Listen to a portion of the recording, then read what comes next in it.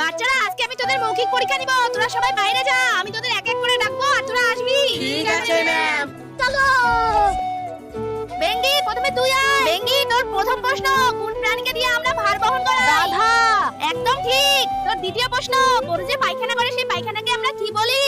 গোবর। হ্যাঁ। আর তোর তৃতীয় প্রশ্ন, আমরা কোন গ্যাস গ্রহণ করি? অক্সিজেন। ঠিক আছে বেঙ্গি, তুই যা। ঘটো, তুই আয়। বেঙ্গি কি কি প্রশ্ন করেছিল রে? প্রশ্নগুলো তো মনে নেই, কিন্তু উত্তরগুলো মনে আছে। ঠিক আছে তাহলে উত্তরগুলোই বল। একটা হচ্ছে গোবর, আর একটা হচ্ছে অক্সিজেন, আর একটা হচ্ছে গাধা। গোবর, অক্সিজেন, গাধা। ঠিক আছে। হ্যাঁ ম্যাম বলুন। ঘটো, বল তুই আমাদের স্বাস্থ্য ভালো রাখার জন্য কি খাওয়া উচিত? গোবর।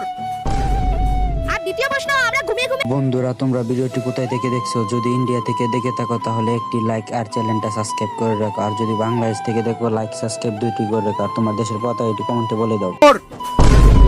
আর দ্বিতীয় প্রশ্ন, আমরা ঘুমিয়ে ঘুমিয়ে কি দেখি? অক্সিজেন। তোর আমাকে দেখে কি মনে হয়? গাধা।